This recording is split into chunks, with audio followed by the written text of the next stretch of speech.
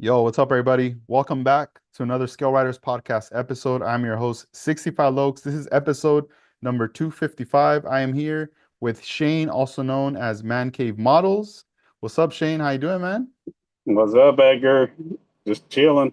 Nice, man. Nice. Hey, thank you for being on the podcast. It's been some years, since Yep.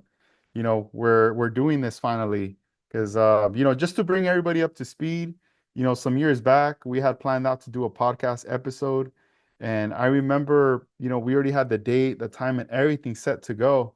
And we were getting ready. And there's a huge time difference, like right now, we just started. It's 10 p.m. here. What's the time on your side? 1 o'clock. See, it's one. Like, so during that time, it was like the same thing. It was like one, we're like, all right, let's get started. And right before we were gonna like connect, it was like 30 minutes before. I remember my lady telling me like, hey, our daughter has a fever, like she's come down and she was with her, and I was just like, oh dang, I'm getting ready to record a podcast. And she's like, well, she's not feeling good. And she was worried because like she was starting to heat up. So Yeah. I was like, oh man, like I felt so bad. I was like, yo, like, I have to hit up Shane. So I remember I hit you up and I told you, and you were like so cool about it, and I felt bad, that had happened, that I was like, man, like we'll make it up, we'll do it up. And Yeah. and I feel like after that, even then, I didn't do any more podcasts for a long time. Like I just was like on a hiatus right after that. And I was like, dang. So all that time to now we're here, Yeah. and I'm just excited. This time we're doing it on video. Last time it was just gonna be like over the phone kind of thing, and Mhm. and now, It was going to be our second one, actually. yeah, that was gonna be our second one. Cause yeah, I remember So, when we had done the first time we did an episode together, we were getting to like know each other during that yeah. time. You know, that was a long time ago right there. Because I remember you were linked up with like with H-Town Model Shop with Freddie hmm during that time. I Yeah. remember you guys had done something like a giveaway or something for like, Uh, can't no, remember what it me, was. yeah, or him and George and me got together and did the coronavirus uh, show or model show on Instagram. So I'd known Freddie for a while before that, and of course, known George longer. But, we all three of us decided, to host a coronavirus show on Instagram, and I think we had some sponsors and, we gave out trophies and everything. It was mainly uh, people's choice, people voted and all that. So we did that because, that was whenever everything was shut down and all the shows was canceled. So, Yeah, that's a trip. Real quick, I just want to say what's up to everybody who's tuning in right now. And also want to shout out Slowly Models. He's in the chat room right now. So anybody else who's watching this, I want to say what's up. Any questions, that I'm gonna read off later to Shane, hit me up. Drop a line on there. And yeah, I know we chat, we text each other, we catch up on stuff. And for those of you, with Shane, through Instagram, we've connected through there throughout the time and the years, and we have a lot of mutual friends as well.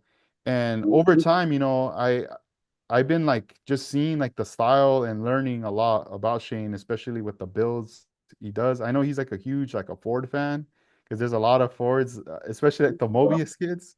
Those are some of your favorites. yeah, you can't. There's so many styles and stuff, and so many different ways that you can actually build them. So, I mean, there's just endless combinations with those trucks. Yeah, and it's a trip because when Mobius was busting out with some of those, the Fords, there was like certain ones they would come out with, and then more years kept coming out. Mhm. And knowing like my homie, or him too, Luis, LXC Yeah. models, he's also hmm like a Ford fan. So Right. through A big him, Bronco fan. yeah, and Brocco, he would be like, hey, are you gonna get it? So, it would get me hyped. My grandfather had a Ford too. and we would just start collecting the kits, you know? And then when I Mhm. started seeing your stuff, I was like, man, he's actually like building them. Like his are sick, you know? Yeah. But then over time, as I was getting to know you, I would see the like the type of wheels that you were putting in there, the stance and all this stuff. And you're showing me a little bit more behind the scenes that I was like, yo, like he's making it even more exciting than just building the kit out of box, you know? Mhm. And Yeah. I how many of think those do every you have now? Those kits? built or just unbuilt. Both. Uh,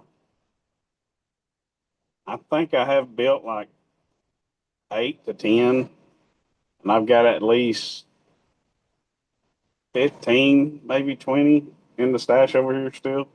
And of course, I hadn't picked up any of the new latest releases, like the Wrecker or the Snowplow or the four-wheel drive uh, custom one that they just came out with.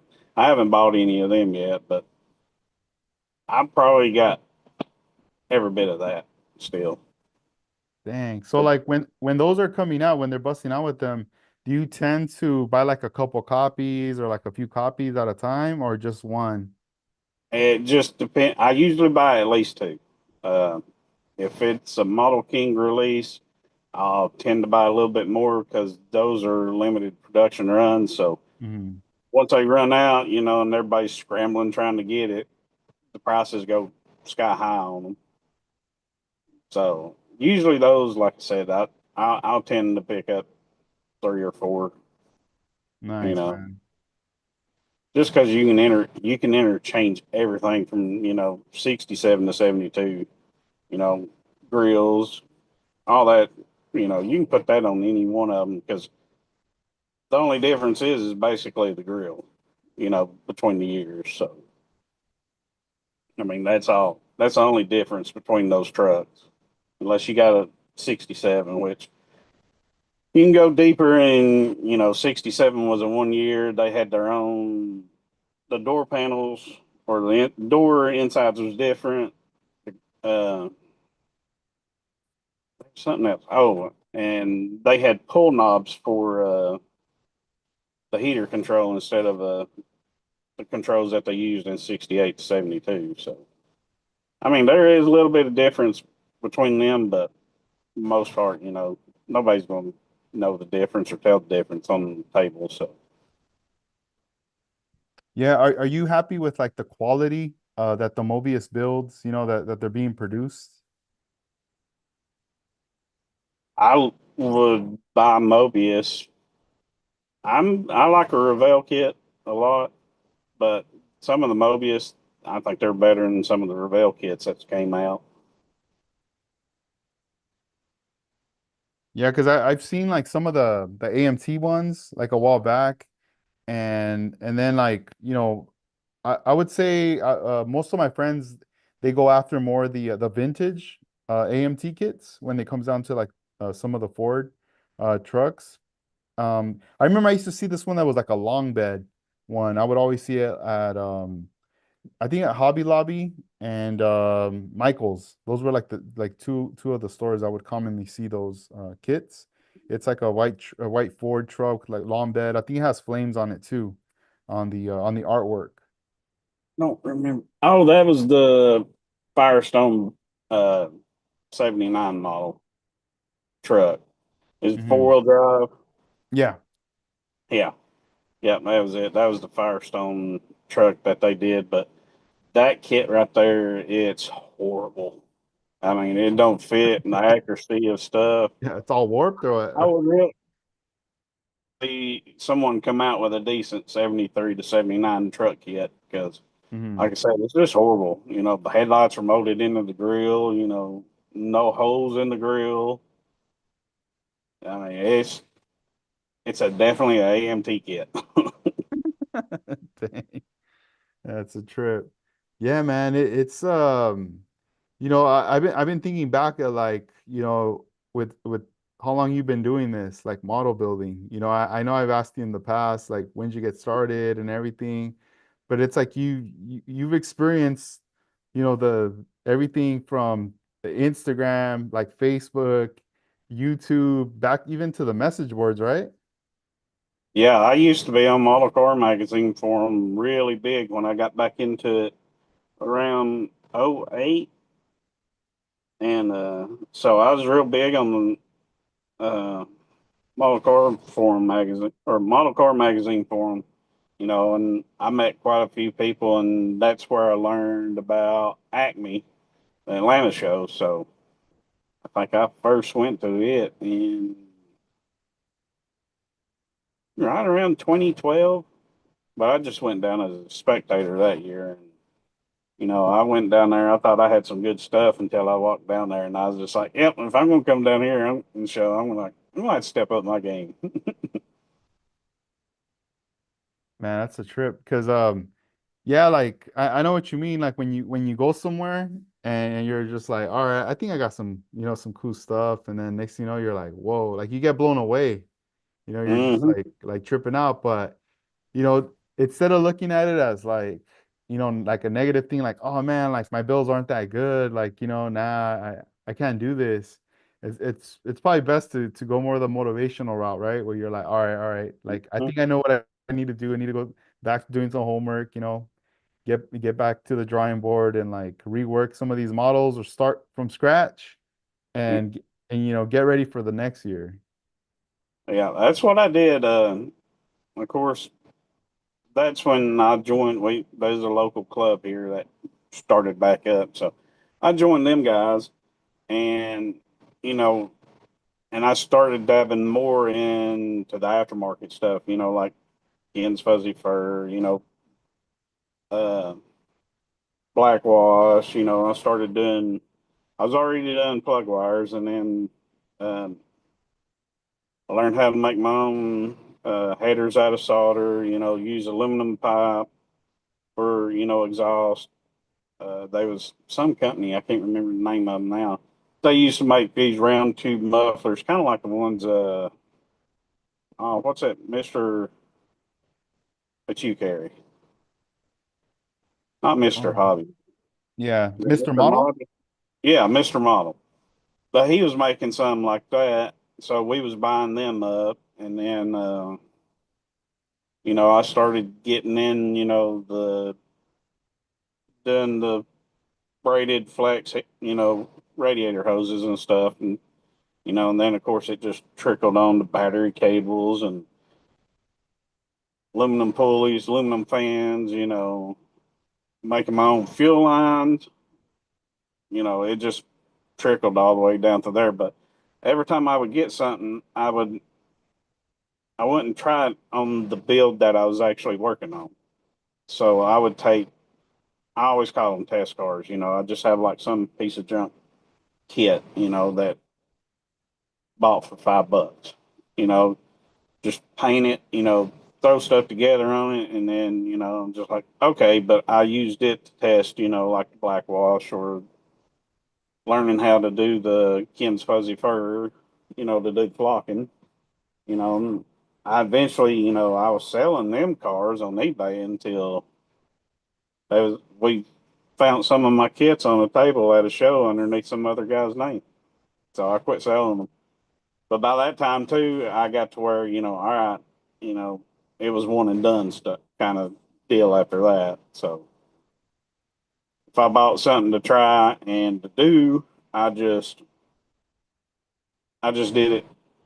And whether it turned out good or not, that was on that.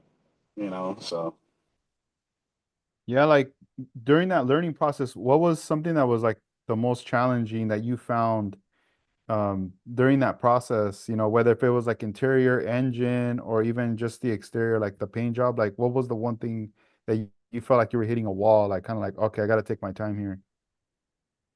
at first it was my paint and my body work. And then of course, I wasn't using airbrush on nothing. I was duplicolor all the way rattle can. And then I met my buddy Dean, and he had his own body shop at his house, and he taught me how to, airbrush. So we went from there, and but when we painted my lightning, it's all in the prep work. So doing that on a 1-to-1 and then, just carry it over to the models because it's the same thing.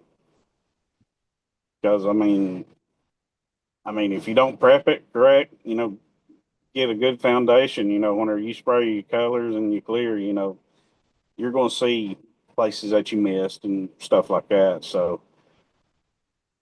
and then just trying to overcome the thought of having to use an airbrush, because you take a rattle can, shake it, use it, and then turn it upside down and clean it, and you're done. Airbrush, you got to take it apart, clean it, and all that mess. So, but once I got over the fear of it, the only thing I use a rattle can for now is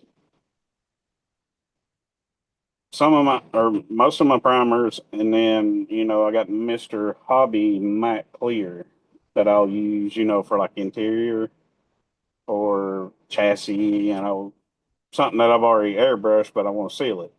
So that's basically the only time that I use a spray can anymore. Nice. And that's something I wanted to bring up as to like what is your breakdown regarding like to having a good foundation from when you're, you know, from sanding the model to primering it, like the foundation before you even paint it. Like what grit sizes are you using? How do you go about prepping your body to start off with a good foundation? I think I use it's some sort of 320 grit from 3M. It's all or I use a lot of automotive sandpaper just because heck, it's cheap. You can just go to the parts store and buy it. You can get a variety pack, but I think it's 320. But it's not a coarse 320, but it's a fine.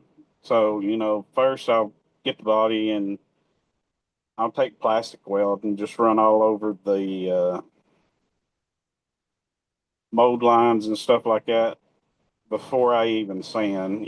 Just let that stuff just shrink back in there, and then I'll just take that 320 and I'll just sand all over it. And then I use from Transtar. It's an automotive filler primer, so I'll use that as my first primer because it's not thick, but it's a little bit thicker than say the Mister Hobby primer. And then I'll go and take 800 grit, and I'll actually because once you got the gray primer, you kind of see the areas that you need to work with, and and once I get everything seen, and I'll take 800 grit and I start wet sanding it, and I sometimes there's some areas I'll take it right back down to the styrene, and then I, on the last build I used a Mr. Hobby primer. I did it in the stages. Like what is it, 1,012 and 15, and I sprayed the 1,000, came back in here, and I think I wet sanded it with might have been 1,000 on it, and then when I sprayed the 1,200, it laid good, everything looked good, so I just put a light coat of the 15, and then I shot color and clear over it, and it all leveled out and was just perfect. Dang, that's cool. Yeah, because like with this recent build, the Porsche that's right behind you, on your Mm-hmm. backdrop, you had sent me some photos, like once you had laid out like the purple color on there, Mm-hmm. and it looked like did you wet sand the body? It kind of looked like you had wet sanded it on there, like prepping it before the clear. I well, I actually had some spots pop up, so I went ahead and I did wet sand the whole car again, just because I could see just seeing minor imperfections that that was OCD and killing me. So I had to order another bottle of paint from Splash for that car, and it got here and I shot it, and whenever I shot it, it all just laid. It was perfect then. And then of course, once I did the decals and the clear also helped level everything the rest of the way out on that thing because whenever the clear and because it's 2K clear, and whenever it hits the base, it just makes all that stuff just melt and blend and together and stuff. So I was really, really happy with that paint job on that car. No, yeah, it's beautiful. Have you ever ran into any issues when you're clearing the model, like in certain areas where maybe, you add too much clear that it just like tightens up the spot whenever you're fitting your parts in, that you're like, damn, like I shouldn't have done that. I should have just stopped at that coat. I shouldn't have added more coats. Have you ever Well, ran into that kind of problem? I used to in the beginning, but now that, you know, at first I was going to my buddy Dean's to actually paint. So, I'd use his paint booth and he'd mix the paint and, I'd spray it until I finally learned how to do everything. But once I got home or once we got my building and, I started doing everything here, uh, I got to where I was thinning it out just a little bit more than what we were down there just because, it's still thick. It was pretty thick. So I started thinning it out, and now I usually do about one, depending on what it is and how big it is. Um, I usually do about 1 to 3 coats of clear, and I just give it 20 minutes to flash, and then I just light coat back over it just to get it wet and let it sit for another 20, and if I think between the clear and the paint's good and, it's not too thick and, I'll just cap it at 2 most of the time. So, but this PPG clear and airbrush, I don't think well, I take that back. I have had to strip a few, but it wasn't because of failure with the clear. It was mishandling, if you want to say. No, yeah, and yeah, man, because I don't know, it just looks crazy, man. Like when right now that I'm staring at the Porsche, like there's a lot of intricate areas, especially like on the hood. It looks like there's like separate parts that go in there, like in Hmm. those vents, and then also like a question I had was regarding your glass. Like I see it has like this like nice glare to it. Do you polish your glass as well prior to assembly, or you just don't even mess with the glass at all? It depends on if, like if I've handled it too much and it's kind of like got some scratches on it, I might hit it with the wheel, with the compound just to, trying to get rid of some of the fine scratches out of it. But most of the time, I don't even touch it. Um, I know some of these cleaning detail products I got, because I use a lot of stuff from McGuire's or chemical guys. So that helps a lot of stuff too, because Yeah, I like the Maguire stuff. That's what I use for like polishing my builds, like with the clear and just with like a rotary tool, just going back and forth.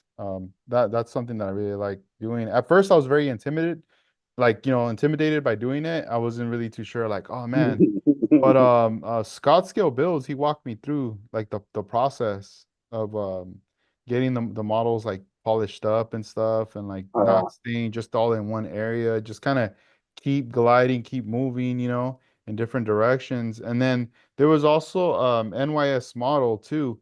He had some videos on polishing models, like hand sanding and doing all that with the clear, and that started to give me some confidence, to want to just jump in there and do it. And now I feel pretty comfortable. Like I'm not too scared. I just kind of just dive in there, turn on the Dremel tool and put on the bits and just get to work right there. What's tell us your process for polishing your clear. Are you using also a rotary tool, or are you doing it all by hand? apparently you have never seen my YouTube video of how I polish. Nah, you gotta send it to me, and then we gotta link it on It's on this. Man Cave Models. I do have a channel on YouTube. It's Man Cave Models, but these are 3-inch foam pads that I put on. It's got a backing plate that it goes on, but I use a drill. Like just a standard drill. So I use 3-inch pads, and when everyone was first found out how I polish cars, how I Yeah, I'm like, polish damn, a model, drill? I have I a drill drill. too, but I haven't used it for the model. Now I'm like thinking, man, should I need to get one of those now? Well, this is before all the smaller stuff or the rotary tools came out. Mm-hmm. But the only thing I don't like about a rotary tool is, you're only Man. set at 1 RPM. Yeah, I got them right here. All the Yeah. even these, the little tinier bits. Oh wait, there you go. These are tiny right here. Yeah. Well, like I said, with the rotary tools, you're only set at 1 RPM. And with the 2K clear and stuff like that, you actually have to have heat to put into it to actually get that gloss, that deep gloss look. Because Mm. like whenever you clear and the base, it melts. You heating it up during the polishing process, it also melts it even more, and that's how I get the deeper shine out of it. But yeah, when everyone first found out how I polished them, there's like, they ain't no way. Now I'll be honest, I have burnt through, like on the edges and stuff, but the video will show and explain it all. I mean, I just basically set the drill on my leg right here, and then I take the body and I actually just work it with the pad. Oh, okay, damn. Yeah. Like say on the Porsche, if there's areas that I know I can't get into real good, and if I have the chance of um, burning through, I don't, I try to stay away from those areas. So I don't even, whenever I wet sand, I don't even wet sand them areas. Yeah, this is the I was gonna show you the Dremel. This is the one I use. It's a micro Dremel. Mhm. And yeah, I had gotten this. It's been some years now from when I bought it. And yeah, it's just like the little chuck right here for the different drill bits and stuff. But yeah, this is the one I use for the most part. And I like it because it's wireless. I could just Yeah. power it and get to work with it. But obviously, like from using it, I have to like if this is a model, I'm going from up top, the sides and all Mhm. that. But right now, visually, thinking of the way you do it, having that drill and then just working it with the model. I got to see that video. I gotta. Yeah. I'll have to send it to you, but um, I know I've tried like using the Dremel to polish metal with, and like it would leave like buffing marks, and because of the small pad in the small area, and with the bigger pad, you can tell if it's polished or not, and I mean there is no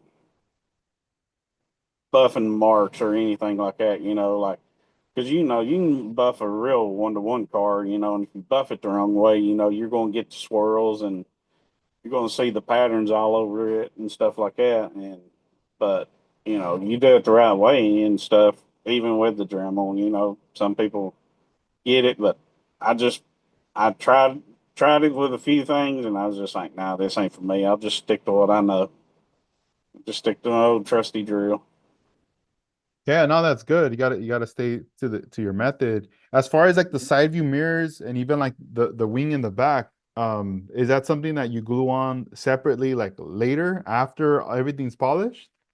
Yeah, unless like some of them, the Oldsmobile, I always glue the mirrors on those style of cars for some reason because they're bad about breaking off. So I'll uh, I'll put a peg in, and when they're in the cleaning stages, I'll put like the mirrors on. But I waited to put the spoiler on until painted it separate from the body and waited until, it was polished before I actually put the spoiler on. But like I said, like around the mirror there, I'll go up so far around it and then just skip that way. When I do come through to polish it, yeah, I won't even be touching it. Nice. And right now, since we're talking about this build, I want you to like give us like a background, like tell us like how this project came together, like this Porsche that you built, the story behind it. I'll let you take it from here. Okay. Um, Most don't know, a lot do, but my niece was born with cystic fibrosis 10 years ago this year. So back up to 23, my son wanted me to go to Road Atlanta for Formula Drift to see Adam LZ, a YouTuber that used to do BMX stuff, and he got into drifting. So we got tickets, went down there, and that was the year that he decided to do a split year. So he was driving for RTR that year. So him and Von Gittin split the year up because he was kind of doing his own thing and stuff. And of course, that got me hooked on Adam. So I kind of started watching his videos. Um, it might have been that year or might have been the year before, but he had a Porsche that was wrecked up on the tail of the Dragon out here in East Tennessee. And, but that got me to watching him more. And, and I've always wanted to bring, something on my car, culture side, you know, to help benefit with cystic fibrosis. So later that year, we got the chance to meet Adam. He came to Chattanooga uh, for the Motorcar Festival and and stuff. Well, I was watching his video blog about it, and he starts talking about this guy named Sean. I can't. I don't want to butcher his last name, but I'm not going to say it. But he was talking with Sean, and I was like, well, dude, Sean lives here in Chattanooga. So the next video I see of him and Sean, and it was at a Porsche event that's over here in East Tennessee. That was called Smokey's GT. And during that video, Adam started talking about what all they do for cystic fibrosis and stuff. So I started digging in more into it, and then back last year, uh, like I said, I was following Sean, and on Instagram, and he posted something up, and we actually got to talking, and that was when he invited us to come up last year, for the first time. So we went on a Saturday, went to the live auction and dinner that night, and then the next day was ride-alongs up on a private airstrip in North Georgia. So back at the end of the year, I guess it was, when was it the 911 GT3 RS kit come out?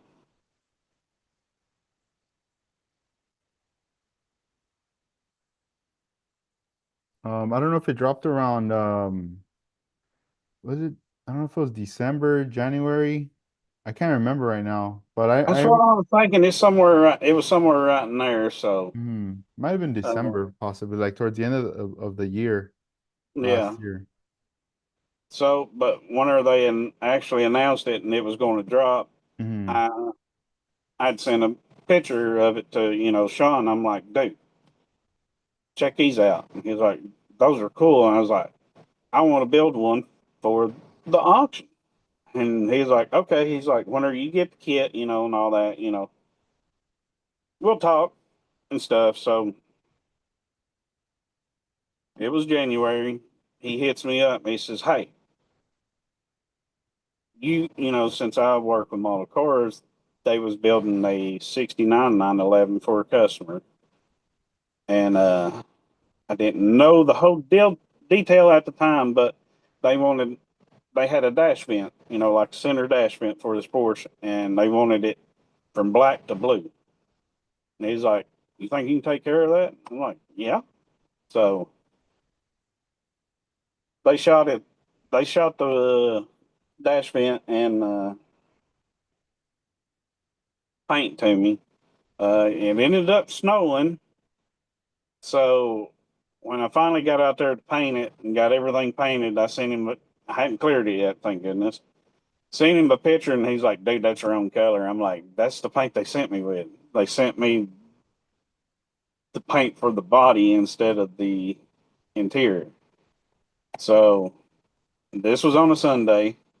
He's like, "It's got to be this other blue." So I said, "Bring it to me tomorrow. I'll scuff everything." I hadn't cleared it. So I said, "I'll scuff it. Uh, I said, I'll paint it and clear it, on that Monday night." And he's like, "We need it by Wednesday." And I was like, "You'll have it by Wednesday," because they were taking the car Thursday to Miami to a Porsche event to be unveiled with HRE and stuff for a set of wheels. So, this dash vent was in 47 pieces, I think. Got home, scuffed, painted, cleared it, came home Tuesday, put it back together, and he had it in the car Wednesday. And so, me and Sean started talking about, I was like, because this year was the 10th anniversary of this Smokies GT. And so with us, purple is like the main color, for cystic fibrosis awareness for us. And so I told him, I said, I want to do the car in purple or paint the sample ultraviolet. And then I think LB Production was who made the decals for it in white. And I said, I wanted to do the wheels white, you know. And I had, you can probably see across the front windshield, Smokies GT and um, cystic fibrosis banner. And then on the back glass, I put a 10th anniversary logo on the back. And, it's like I told him, I said, "This is something that's one off." I was like, "It's not like you can, go online and order it pre made and all that." And he was down for it. So,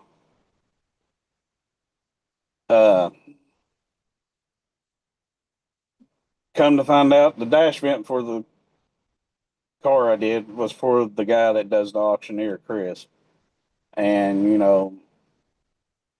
they tried to pay me, but I told them, "Don't worry about it," because uh, for the dash vent, because what they raised last year, for cystic fibrosis alone, and what that group did, I mean, it was truly a lot. So, um, get the car, get started on it, get it done at 4:45 Friday morning when I was leaving to go to North Georgia to go to the event. Get ready for the auction and stuff for Saturday night. And we get there, they're telling us because they actually threw my niece a surprise birthday party because she turned 10 this year also. So, and they have accepted her and our family just like their own. Uh, so, come to find out, Chris wanted uh, my niece to do the auctioneer for the model. So she did that, and purple car sold for 3 grand. And then I also told Chris, I'm like, if it goes good and somebody wants another one done, like a replica, or just let me have free will, and just do any color I want to, I'm like, we'll do that. And he said, okay. So it's that one sold for 4,000, and Jamie from Dundon Motorsports bought both of them. So I'm getting ready to build what he calls his lap rack. So it's black and orange. But also this year was Hennessy Porsche in Atlanta, and Porsche actually built a one off. It's a one of one Smokies X edition uh, GT3 RS that was sold. Uh, Sean's company, can't, can't pronounce the name of it. They built a Safari Porsche, but I think after that weekend, they raised over $1.5 million alone for cystic fibrosis. And it's amazing that what they've done and what they're doing, Sean and one of the original owners, John, or original founding members, John, they started getting together and then they turned it in for cystic fibrosis because John's oldest two sons, they have it. So, uh, fortunately, he passed away a few years, and this year was a dream come true for all the founding members and the people there. To raise over $1 million finally. Make it 10 years. That was everyone's goal and dream, and be recognized by Porsche, and all these other stuff, it was pretty wild. And like I said, what they did for my niece, for her 10th birthday, she had 10 different gifts. The tables was 10 different things of her favorite stuff. She had her own uh, butler, basically. They had brought her out a big old cake. Everybody sung to her. She was not expecting any of that this year. And, you know, to see it and be a part of it, was real humble, and, enjoyed every minute of it.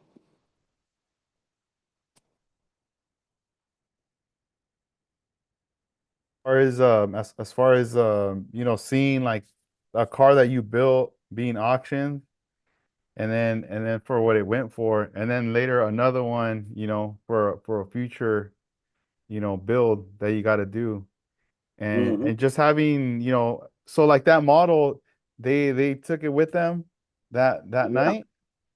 Yeah. They took it with them. They're from, I think, Washington. Mm.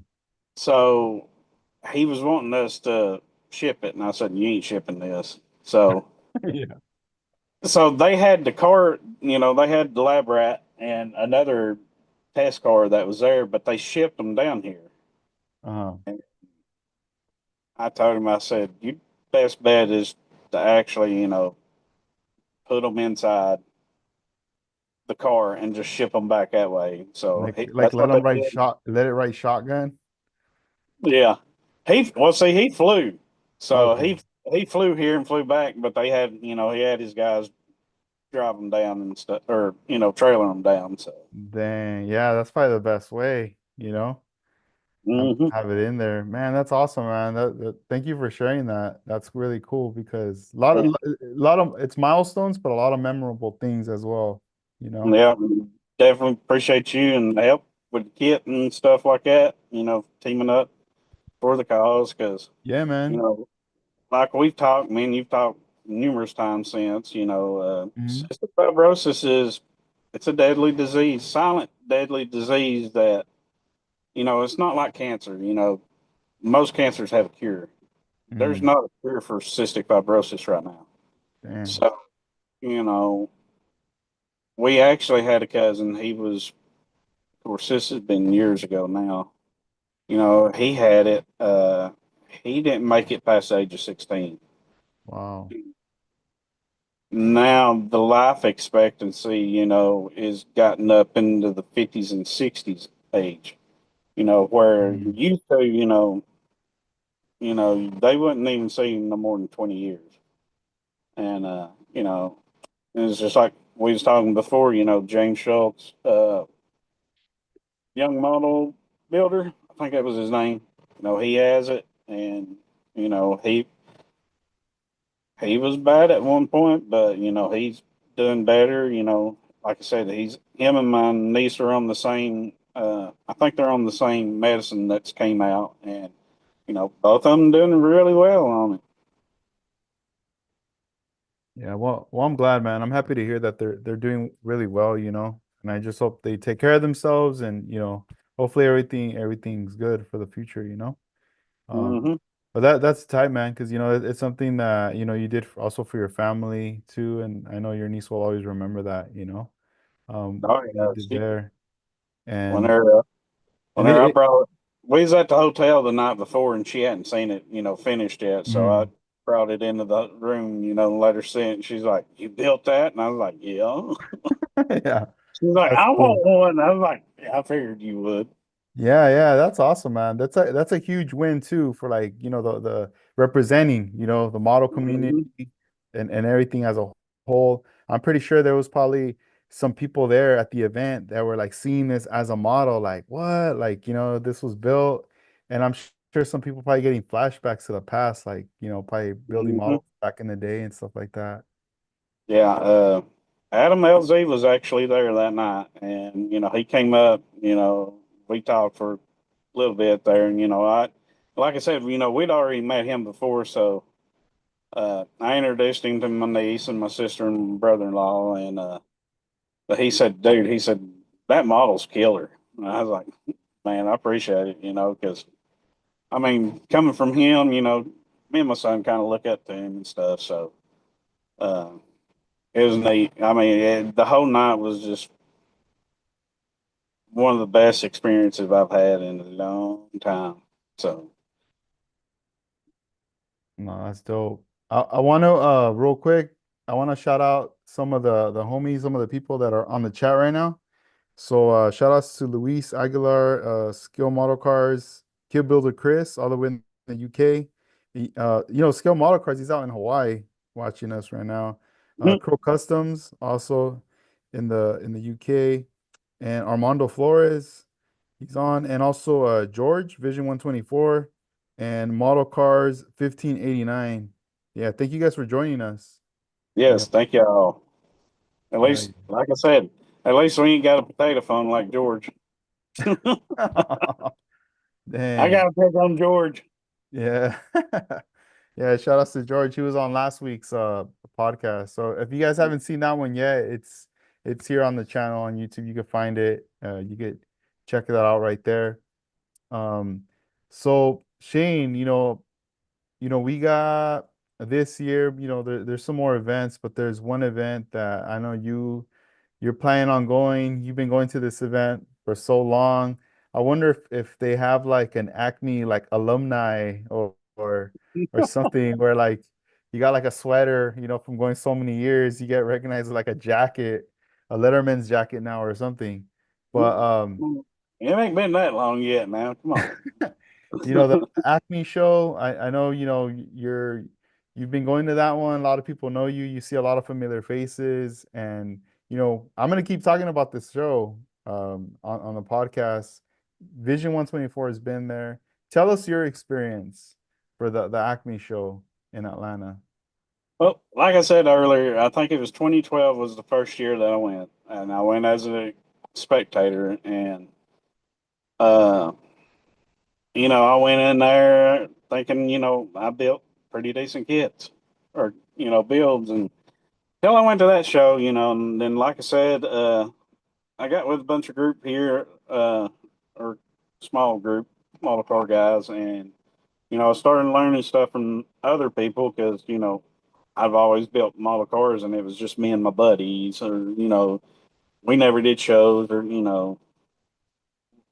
Krylon rattle pins. We didn't detail nothing. Didn't do chrome bare metal full nothing. And I started learning everything, and then I actually built a first car. That had a lot of stuff. It was a Trumpeter 63 Nova. I kept bashed with a Z06 Corvette and a Camaro for the motor and trans and heads and all intake set up. And then uh, that was the first one I made headers using solder. First one that I did exhaust pipes on. I'd already been using the flocking and the black wash by then. I was getting better at bare metal full, but they didn't win anything because Atlanta's the hardest, probably one of the hardest shows to win at. Because there's just so much, uh, talent down there. The level of the build is, it's above and beyond than what you think or expect. So uh, I think it took me, like I said, I started going in 12, so it took me 5 years before I placed my first top 10 down there, and that was with the Mystic Chrome 71 F100 I built. So, but I mean, the new venue, I mean, you couldn't ask for a better place. It's so huge, and they're still growing. I think the first year at this venue, there was 960 something cars on the table. So I mean, it's definitely a show. A lot of people flock to it, especially on the East Coast here, because it's just one of them shows that you got to go to and not miss. Man, and as far as like the process of the show, like let's say you get there and you bring your models and you want to enter them, are you filling out like all those sheets and the forms? Do you get to do that like that day or like a night before or when do you Yeah, get set up for that? they actually do pre-registration. So like up until a certain date before the show, uh, you can do it online. You can even pay online, and you can buy your early bird pass. And if you go to the display on the tables, you better get that early bird pass because previously at the other vendor or venue, by the time they opened the door to the public, there was no, there was hardly any places left on the table. Put them all, and so we've always bought the early bird. Get there at 8 o'clock, set up. You know, go get something to eat or do whatever, and then come back and then walk around the vendors. And like I said, there's tons of vendors down there, and but yeah, but on Friday night they have a meet and greet at the host hotel, and everybody goes there, and then from a certain time you can go in there and get your early bird and your registration, get all that, and then you're done. You just wake up the next morning, go in there at 8 o'clock, put your stuff down, and you're done. Nice, nice. And as far as like is it more of a picks or is it like a judge, like first, second, third kind of event in the categories? They don't really do a category. They do a top 10. And like, say, if you pay to walk in or enter a model, you get a ballot. So you can go around and choose the juniors. I think it's 8 or 9, and then the best of show. And then you got two for whatever themes is, whatever the themes is for that year. And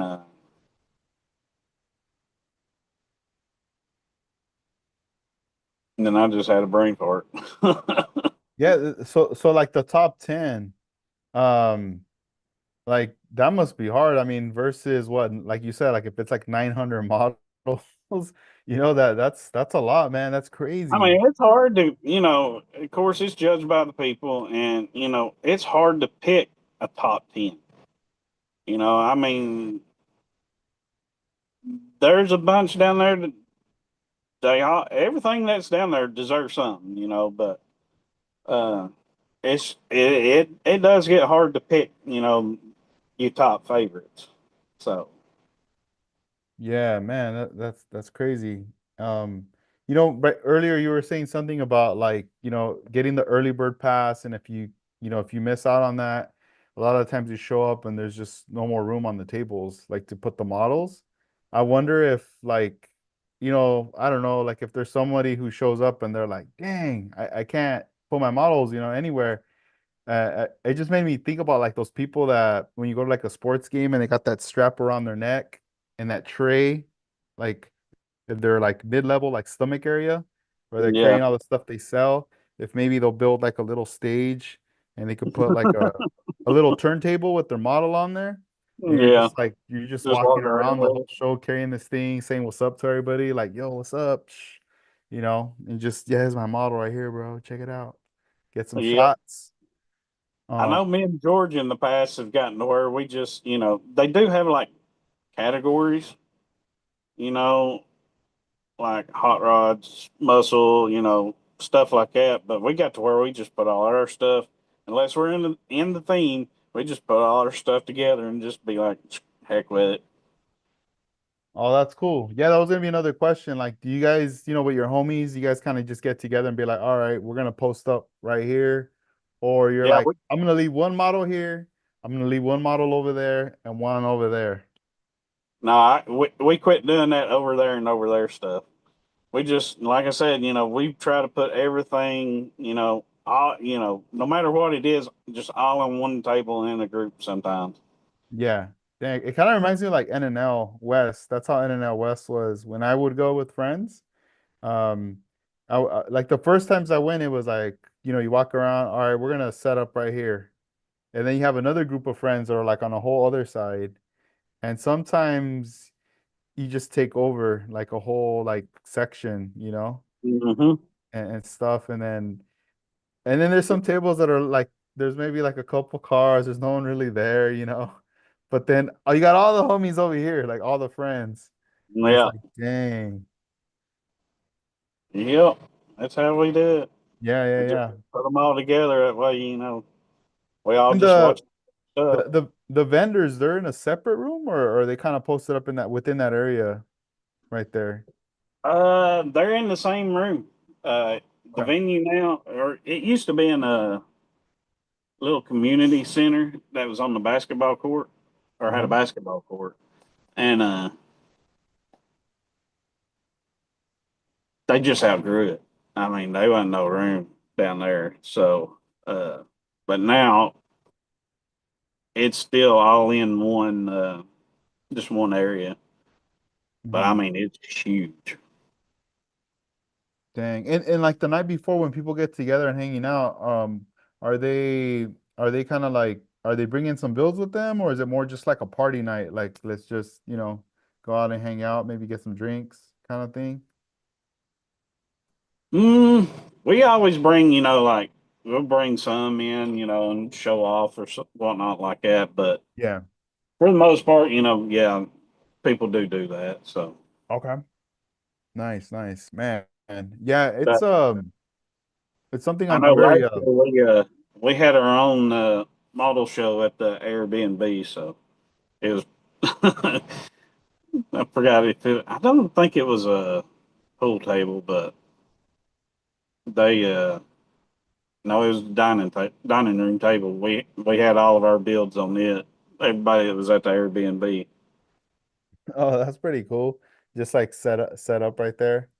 Hmm. Dang, that's pretty dope. Yeah, I mean that sounds like a lot of fun. Since we're talking about shows, let me grab a flyer real quick because I want to plug in the event for next year. Let me this right here. All right, let's see. Bam, this show right here coming up, guys. Check it out. I'm gonna keep mentioning on the podcast. We got the sticker, we got the flyer.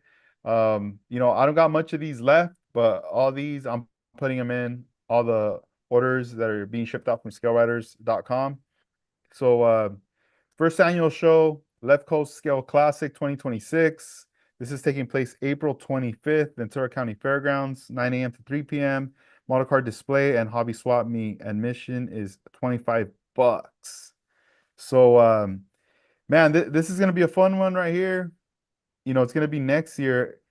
I know you've mentioned to me, Shane, that you want to come out to California. You've been telling me like, yo, I feel like going out to the West Coast, you know, checking out some cars and stuff like that. Have you really thought if you're gonna maybe make it happen this year or next year?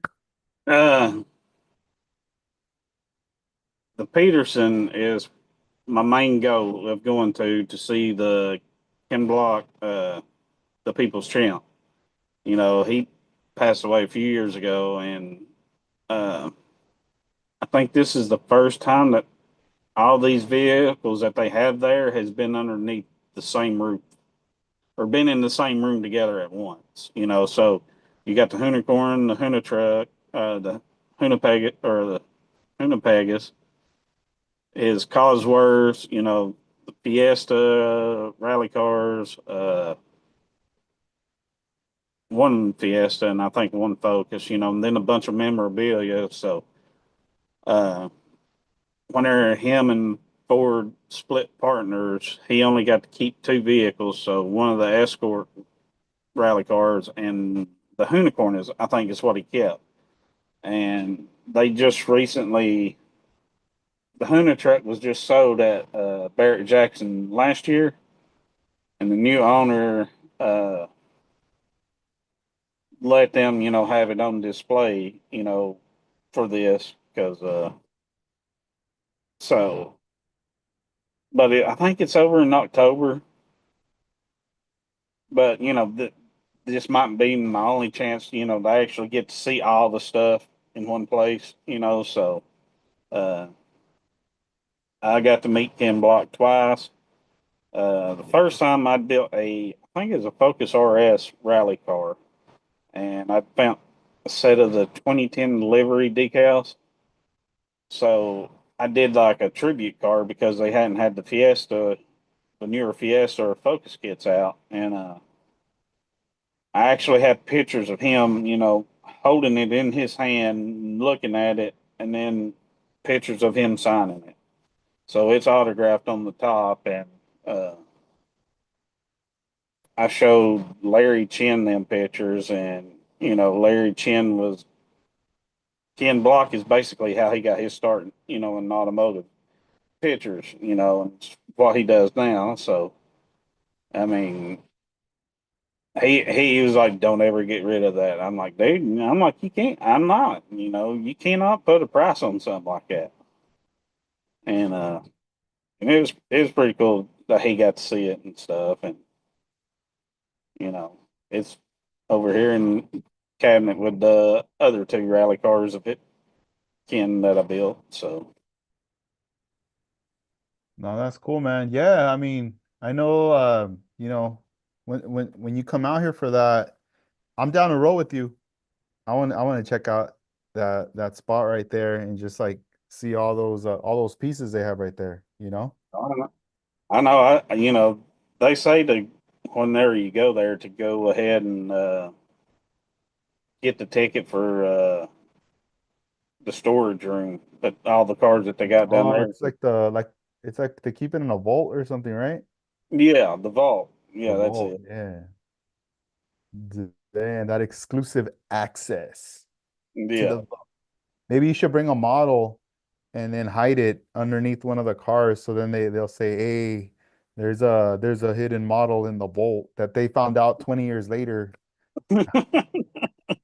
Plan it now. Nah, Yeah. dang.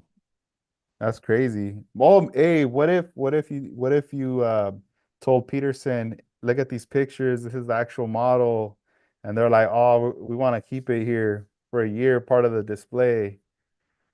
Damn, Be like, hey, I'll send it. dang. I know you should talk to Armando. He's worked with Peterson Museum before, displaying a lot of his Hmm. original artwork, models, and different projects. So I don't know. He Yeah. knows more the way that works, but I don't Yeah, know. there's a new museum that's actually just down the road from where the Acme venue is. Hmm. It's called the Savoy Museum, and I've been down there once, and they've got all kinds of stuff. But they do like the Peterson. They rotate stuff out and stuff. So uh, they have had some of the Acme members, had their model cars on display in there. Depending on whatever the theme it was and stuff for whatever few months that they run it. So Man, that's cool. And like after all these years, Shane, a serious question. What keeps you like still building models till this day, 2025? You've built so many models, we keep doing the repetitive thing over and over and everything. But what is it for you? What is it that satisfies you? What is it that like makes you keep building models? just an enjoyment, and I do it as people go fishing or hunting, their getaway from get their mind off stuff, and I'll just come in here and throw music on, crank it up, and then just start working, start building, and like I'm not a rich person, so I don't have the money in the world, but I'm like, okay, if I had this car, this is how I'd build it, and as a 1-to-1, so that's what gets me going, and then see stuff from Can Dig It, Foos, Goolsby, bunch of these hot rod shops, and then Instagram gets flooded with stuff, and then the ideas in my head just if you crack my head open, it'd probably be a bunch of gears and some fuel and transmission fluid and stuff. Because it's like that's all I ever think about is car stuff. Yeah, man, that's cool, man. You see, and that's the thing that I love about the hobby too, is because like all the different genres and things. Because let's say that I'm like, all right, I want to build my first rally car, for example, right? I want to get into it, but I really don't know like what's the right thing. I know I'm gonna do it most likely box stock, but still, if I wanted to add a little bit of flavor or something, I Mm-hmm. know you'd be the guy that I'd ask about this, or the same. I'm gonna do a Ford truck, you know, you'd be the guy, yo, like what's really true to it. I don't want to be putting something on that you'd be like, hey, in real life, 101 scale, I don't think that's gonna fly, you know. Yeah. Uh, yeah, because I study the vehicles.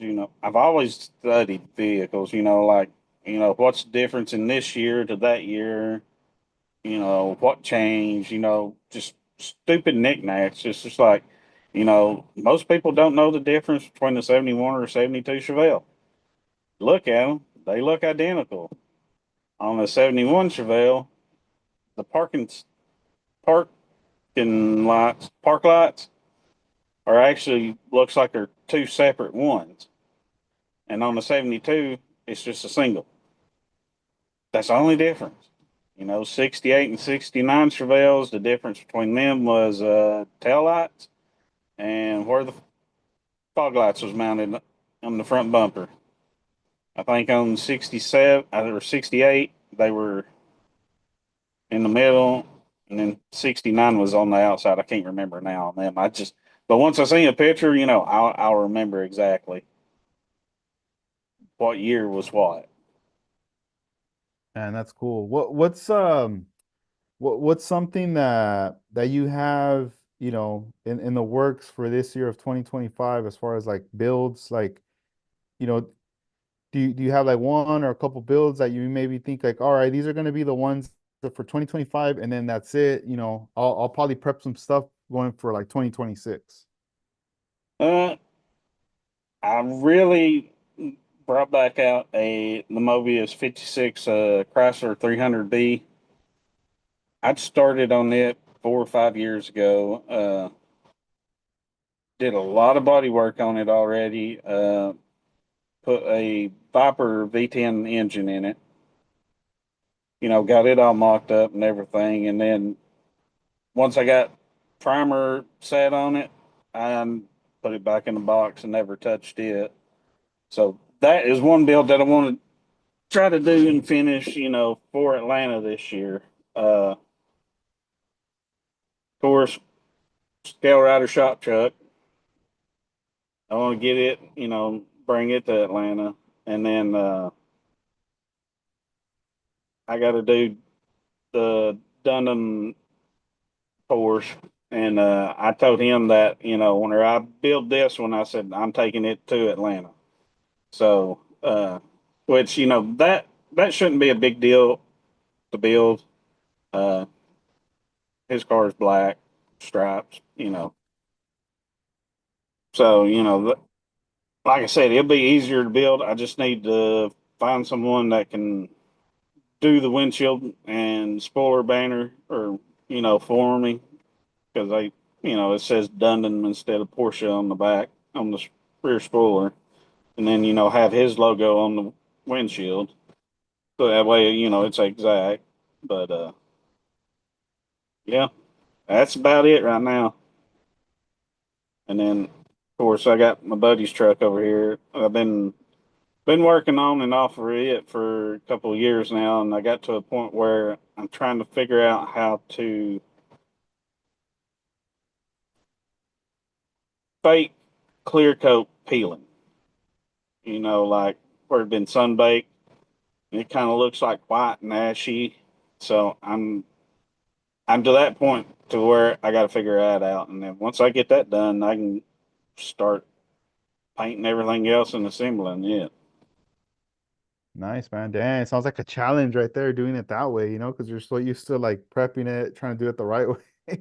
And now Well, it's like, even on the patina build, I will still take the time, sand, smooth everything out, and then I went back through, I drilled the holes in the door where the trim used to be, and uh, the whiskey dents in it, and, little rust spots, but I still, scribe and sand and prep it just like I normally do.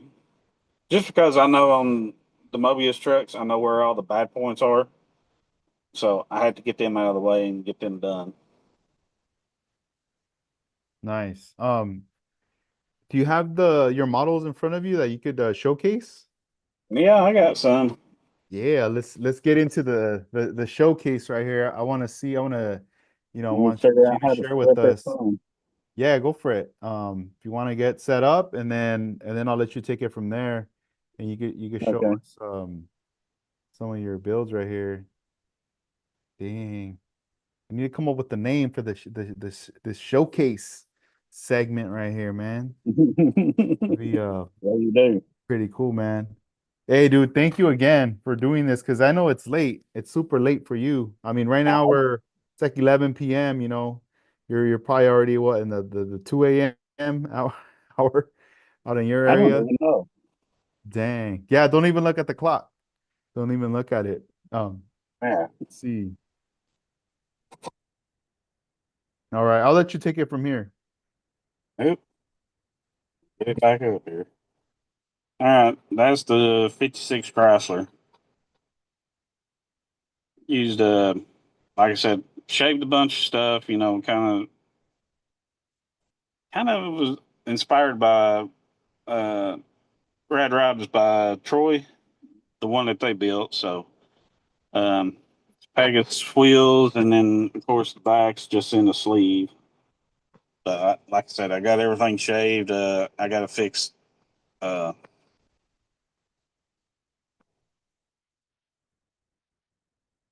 fix some areas, and then I want to try to do a reverse tilt hood on it. So uh, hopefully I can get it. I'm still debating on colors and whatnot right now. So, but I started sanding on it last night, so I'm gonna get it real sanded back out and everything, and make sure with another coat of primer everything's good. And then that's what I call Frank Jr. That's my buddy's truck. He's helped me a ton on my 1-to-1 F100, and I've always before I even met him, I loved that truck. So uh, like I said, it's right where it's needed. Ryan from Z Force Model Works, he actually, 3D printed his exact wheels and everything for me. And I'm using the motor from the Shelby GT500, and then I'm going to probably make an intake setup for it because his is not supercharged yet. And it's the same motor, 5.4 deal overhead cam, so it'll work out good on it. Then back to me for a minute.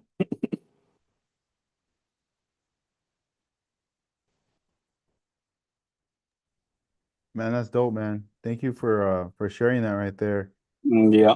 Yeah, those look very realistic, especially like the truck. And I'm excited for that Chrysler right there that you're working on. A long time ago, I used to have a couple of Chryslers, like the Mobius kits, and I Hmm. remember even purchasing the wagon. It's that the one Jimmy Flintstone. Yeah, I the little had, two door. yeah, the two door. I had that for a while. I remember I cleaned up the flash and everything, and I was considering building it and like swapping out, with one of the kids as like a donor. And over time, I just started acquiring more Jimmy Flintstone wagons. And at some point, I was like, you know what if I started just building all these different wagons? But eventually, what ended up happening is I never really got around to it.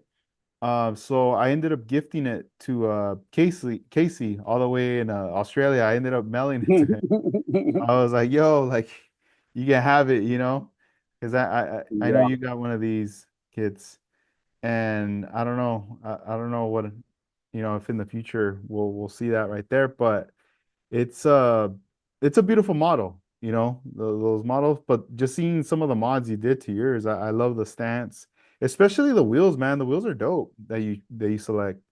Yeah, those are the 19Ds. I think that was the name of them. I can't remember. Hmm. Uh, like I said, I just got another set here because I bought two sets because I was like, those are, Yeah. yeah, the, Oh, damn, the Pegasus. yeah, it's those, but Hmm. back when they was doing the 23-inch sleeves, Okay. their 19s will fit in their sleeves. Oh, nice.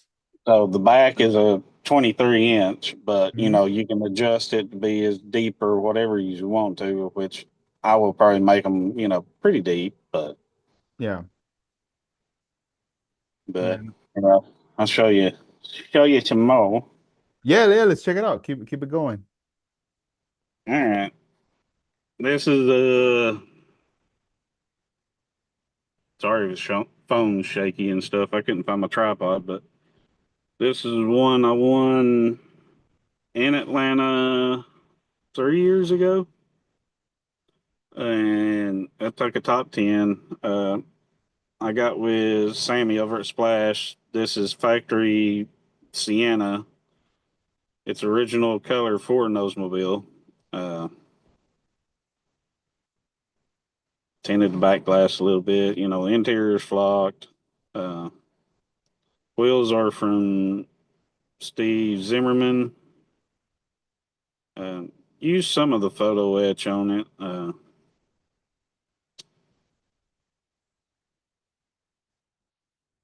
Man, underneath the hood, I used most of the colors on it is from Splash. The metallizers. I used his red interior paint for the fender wells. Uh, just Detail Master and Protect braided lines and fittings. Uh, Shoot, I can't remember what all I done to it. Like I said, it took top 10 that year, and that was the first year at the new venue. So that was whenever there was 964 cars. I think it was how many was down there. I used See if I shine the light better. The letters from the actual kit, I just used them on, the tire. So made it look like it was a uh, original. I don't know if it'll focus. A little bit of the interior there. I added the door lock knobs. Just small stuff like that. And I'll switch it back if you want. Ask any questions on it, and I'll set up the next one. Yeah, so regarding like the back window, you said you tinted the back window. Mhm. What did you use to tint the back window on yours? I still have some cans of the Model Master uh, tent. So I watched George, you and George the other night, and I didn't know Tamia was making it in a can where you could spray.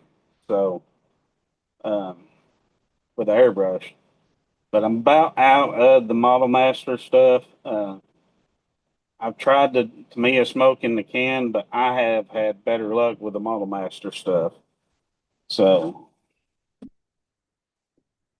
uh, Man, I slept on a lot of the Model Master stuff when they were announcing that they're pulling it off the shelves, so you weren't going to be able to get any of that stuff. hmm And I used to see it a lot at like some of the hobby stores in the area, and also I think Michael's had some colors, like certain ones. yeah, And I mean, they had testers, but I remember seeing like the the Model Masters, but I really didn't rush to go and like buy them all up and all this and that, right? I would just kind of see it and be like, ah, whatever. Like, I'm not really using those paints or whatever. And over time, as passed, I'm like, man, I kind of regret, not buying some of the Model Master stuff. yeah, yeah. They had some pretty wild stuff at one point. I think it's Testers and Model Master. They had a whole line of Boyd's paint. You know, Hot Rods by Mhm. Boyd. They had colors. Of the Illuma Coupe, the Shazoom. I mean, they had like all kinds of colors and stuff. But I, for some reason, with certain Model Master paint and stuff, I was never, it didn't work for me, or I didn't know how to use it and to get it to work the way that I wanted to. So, you know, I just quit dabbing in it, and like I said, eventually, with rattle cans, Duplicolor is what I used for the long time. I mean, because there was just so much. This is back before the price went up on all that stuff too. So Dang, you're getting that super cheap. They're very affordable. Duplicolor used to be like $7.99, $6.99 a can. Now it's like $16 or $17 for one of them little bitty cans. I'm like, Dang. no, I'll just send Sammy some money and have him mix it, and I'll just shoot it through the airbrush now. $30. Nah, they're gonna be so expensive. Um, Mhm.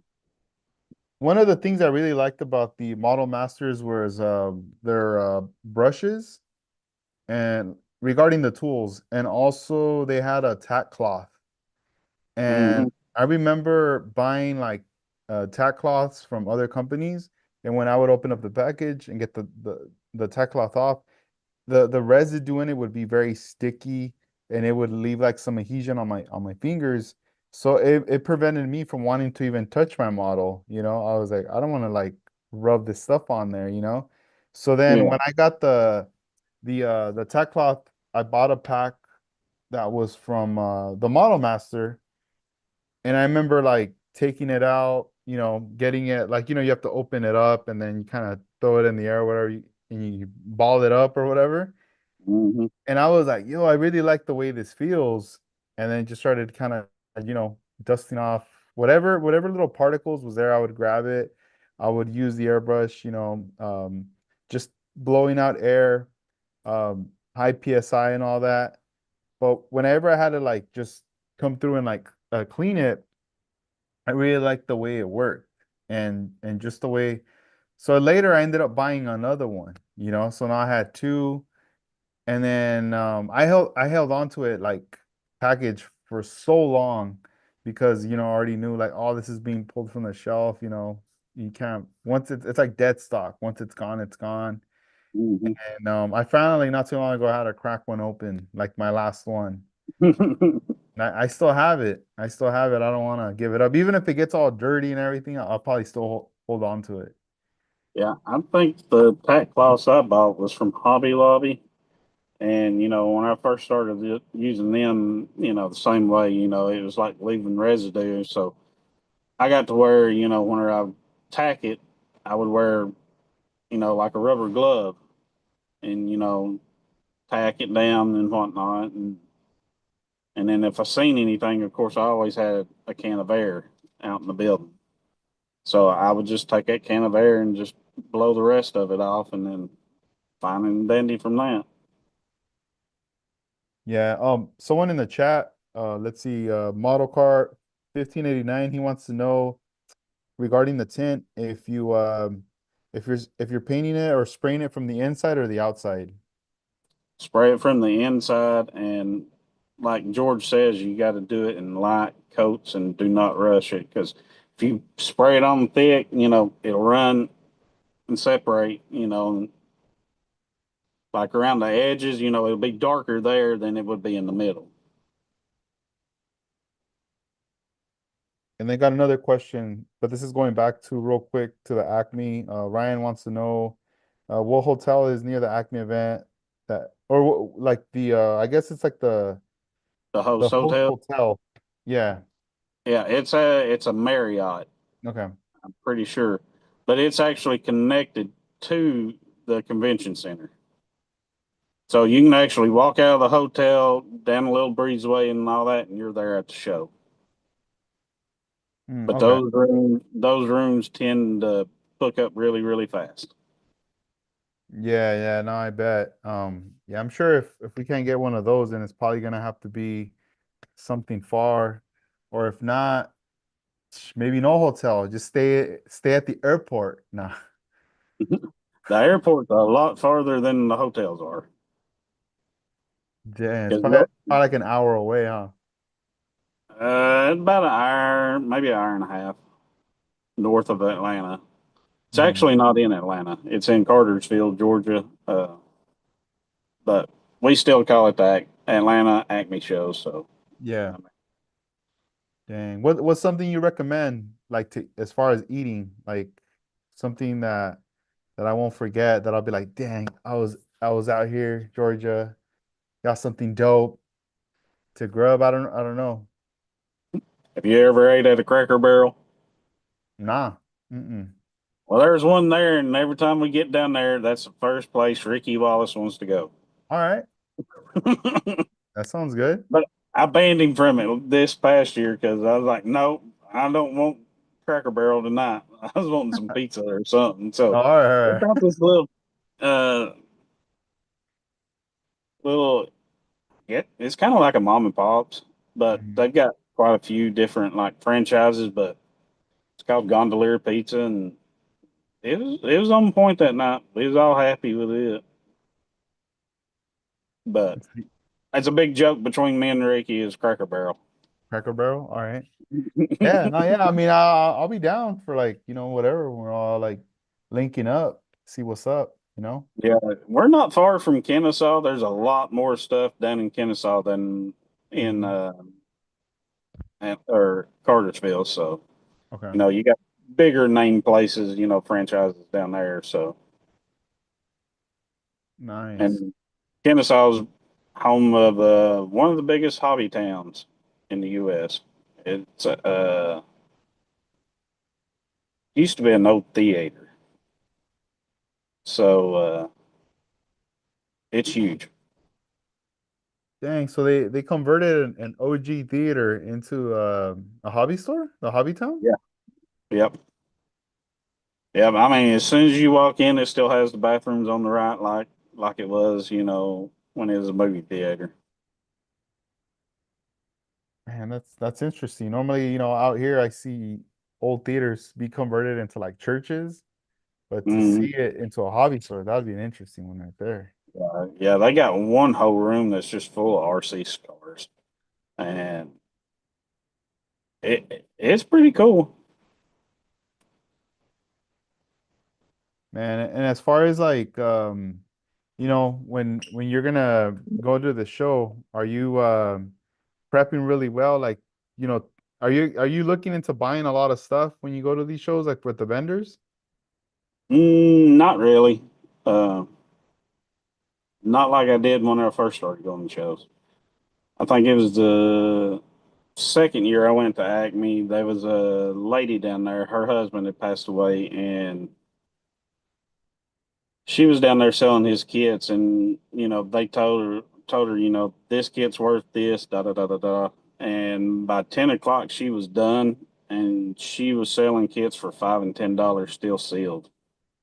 And rare, hard to find stuff. And me and my son was walking out of there with armloads, just a kit. But I've slowed down, past 5 years or so on buying kits just because, got a crap load already now that, in my lifetime, I don't think I'd be able to build them all. But uh, so I just look for certain subject and stuff like that now, I don't just buy whatever just because it's $5. Yeah, no, yeah, that happens, man. I mean, I think we're all guilty of it, you know. There's always like a Impulse moment buys.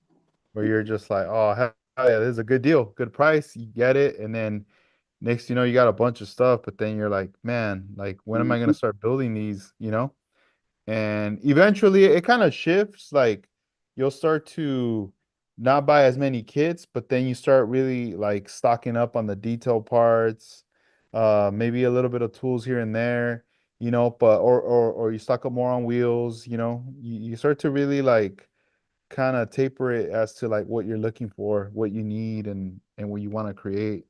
Yeah. Yep. That. What I got in mind or what I'm planning out, that plays a role in it too. Like what I want to find and stuff. So, Mhm. but I got two more here we can show real quick. Yeah, go for it. Of course, this is a little shop truck I built. It's 72. Of course, Ryan did the wheels on it. These are the factory F100 hubcap wheels. Of course, did the patina.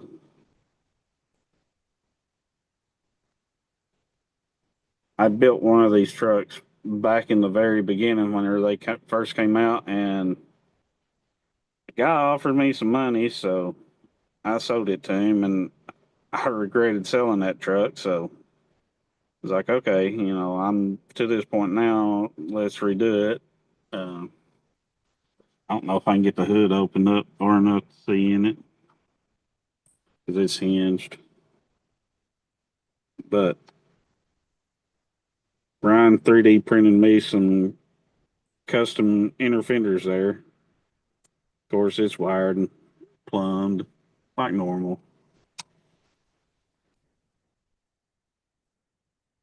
And then this one I did. This one was done actually 3 years ago. Of course, I built it. You know, same colors as my 1-to-1 truck, but I just reversed the combination. I wanted to replicate a true Ranger XLT, so it's got all the wood grain. Um, I made a flat lift on it, used JPS wheels and tires. Ryan, I had him cut me some aluminum sleeves for it. Uh,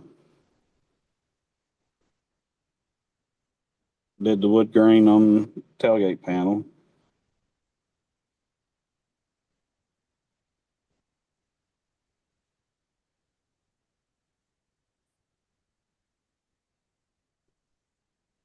And I don't know if you can see under the hood of it. Let's see.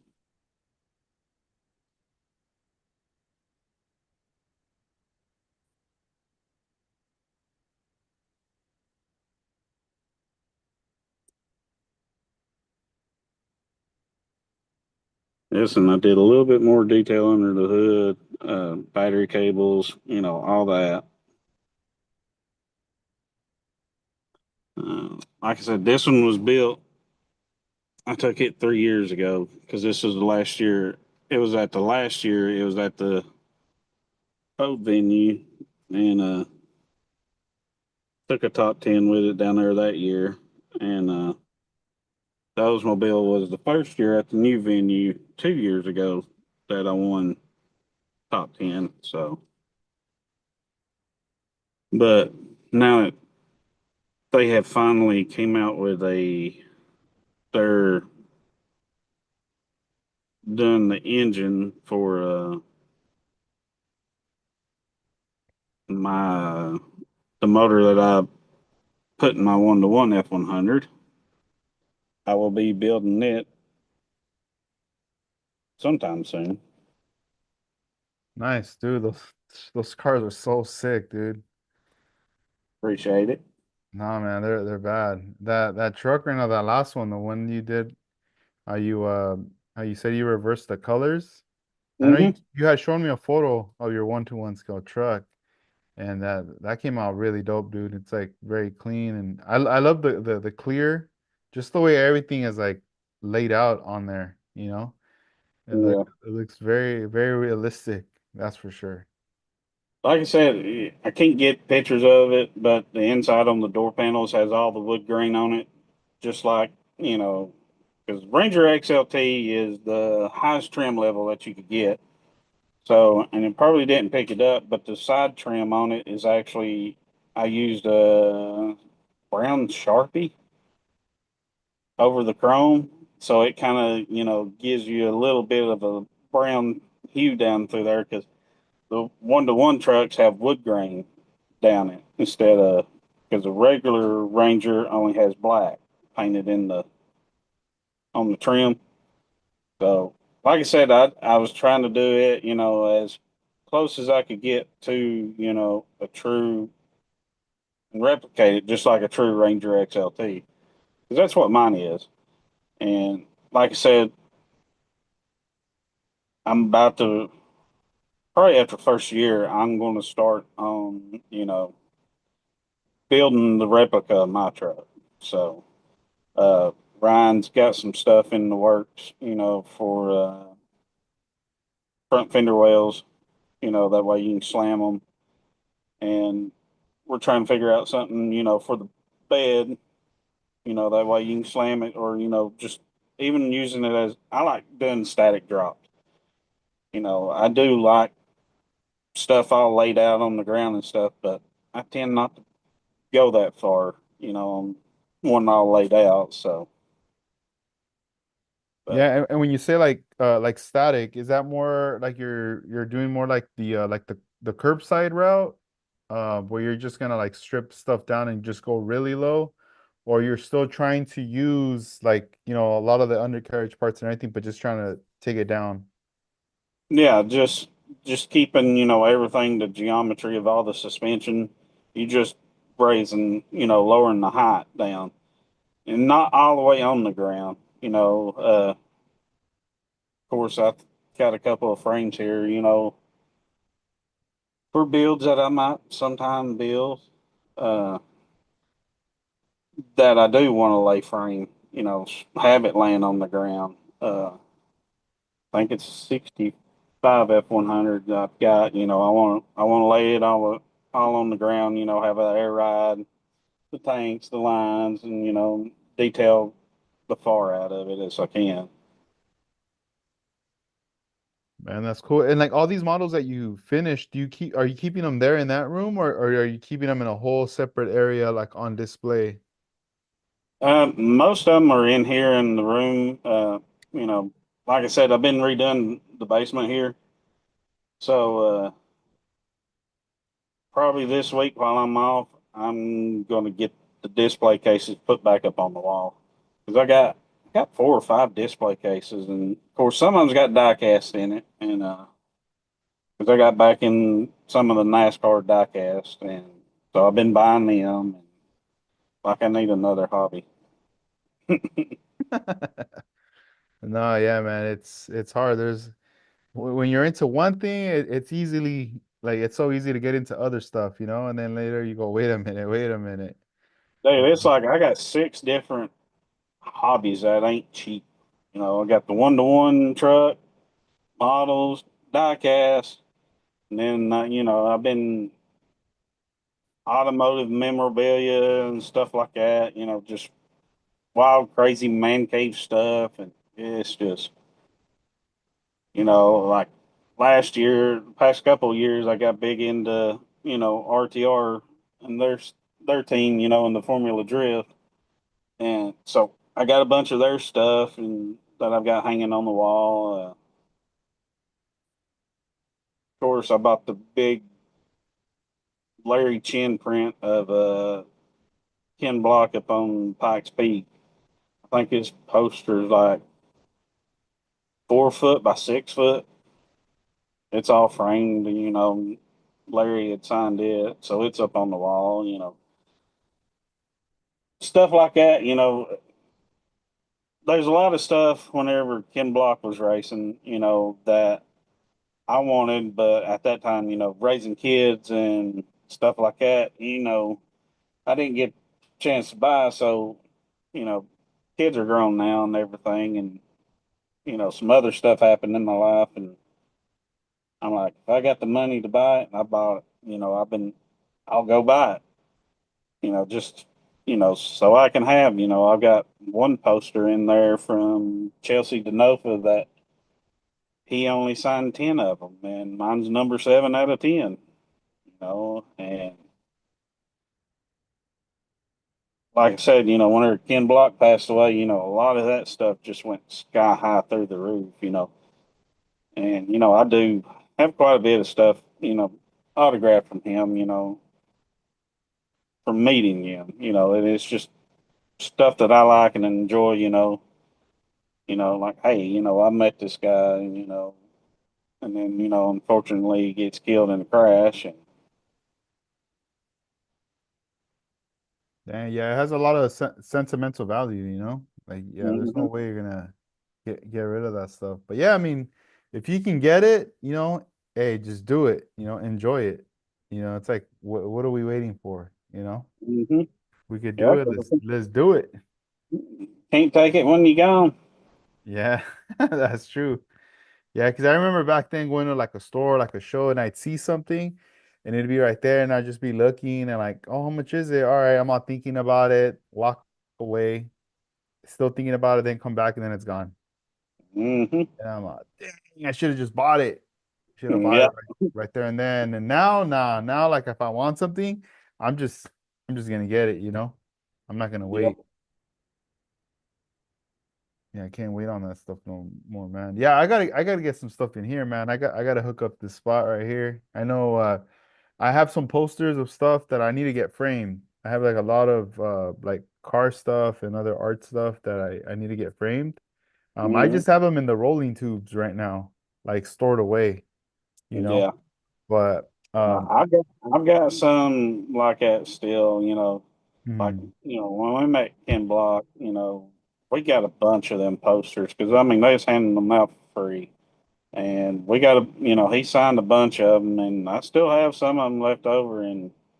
But I'm like, I'm not getting rid of that stuff just because, hmm, one day somebody will want it, maybe, my time gone and son and grandkids and stuff like that, they can benefit from it or they can yeah, keep it themselves. true. No, that's true, man.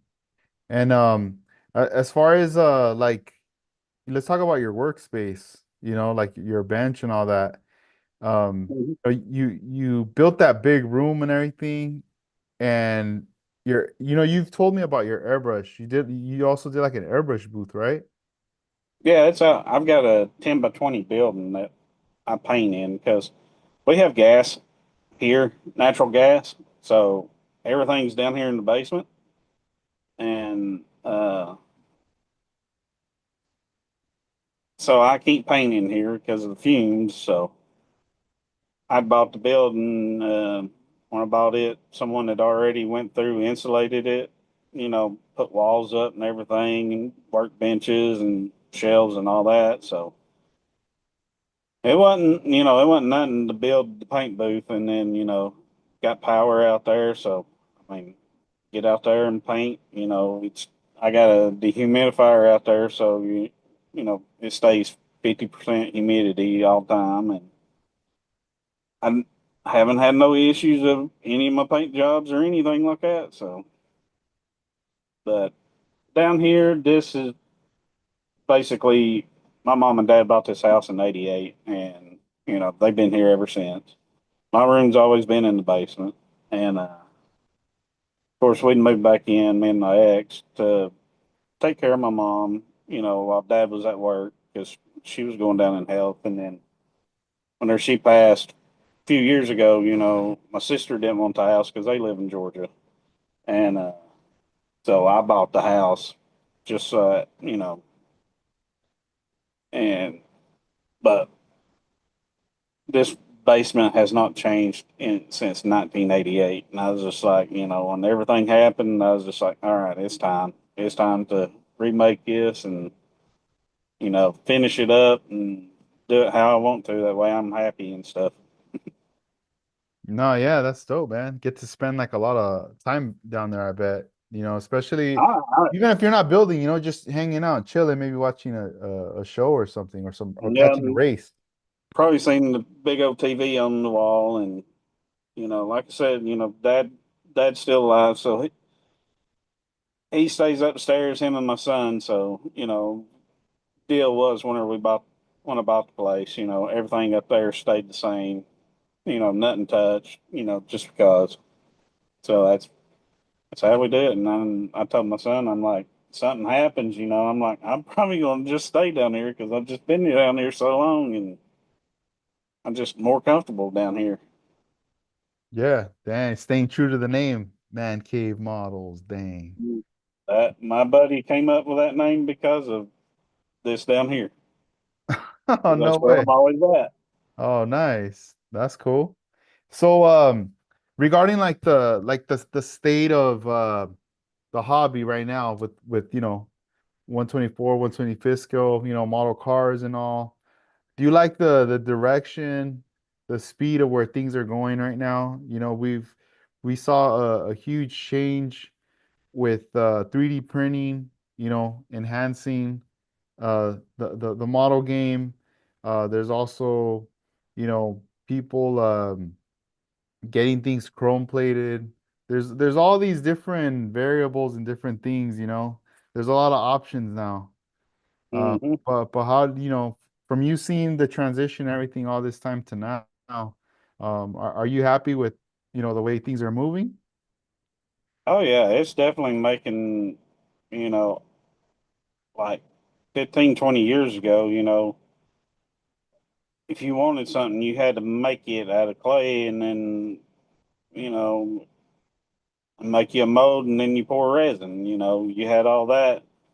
And I like 3D printing to a point, but whenever you 3D print a whole model, sometimes that kind of, I don't know, it just rubs me the wrong way and I don't know how to explain it. Uh, but, with 3D printing, stuff is a lot more clean and crisper than, casting resin on it. So, but they're finally, the small car companies are finally, coming out with stuff that had never been, released only once or something like that. And then Mobius is killing the game, and they're bringing out a lot of stuff that was overlooked previously. So uh, like I say, Mobius is probably one of my favorite kits. Tamiya, I like theirs. The Porsche, that thing went together like a dream. So, but it's definitely going in the right direction, and a lot more people are getting involved just because like 20 years ago, there's some stuff you couldn't do, but now with the 3D printing, stuff's available.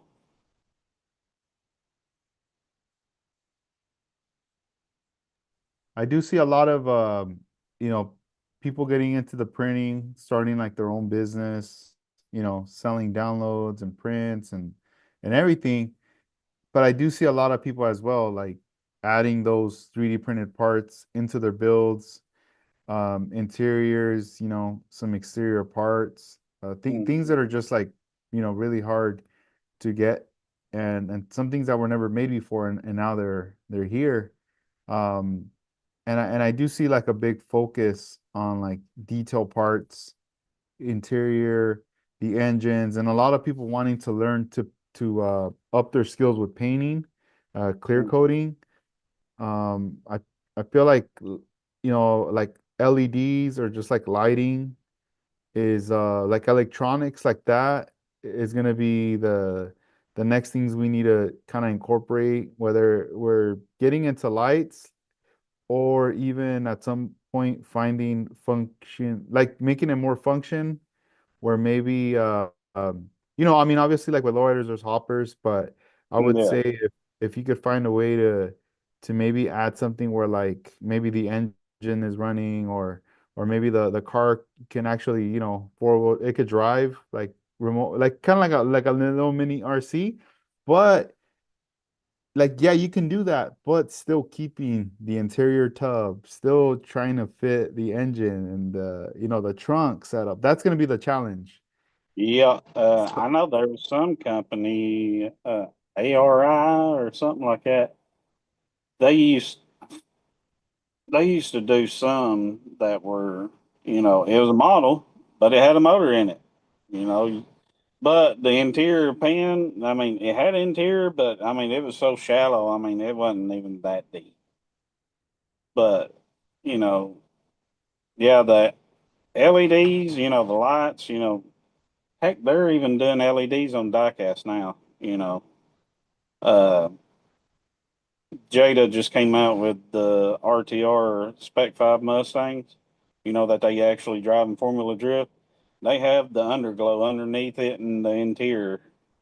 So when you open the door, the lights come on. And I was just like, that's pretty rad right there. But mhm, technology is advanced a whole lot, on everything, not just, models, diecasts, and stuff like that, but you know, it's crazy how far it has gotten because, me growing up, I'm 44, I just had regular Hot Wheels, and every mhm. now and then you get a red line, but, and then what, 10, 15 years ago, they started getting, you got Johnny Lightning, Green Light, and all them coming out with stuff that, why wasn't this around when I was a kid? Because I'd played with it then. Yeah, yeah, yeah. Just putting it up on the shelf, Wrong timing. Yep. but it's definitely, technology's came a long way, not in all aspects of everything.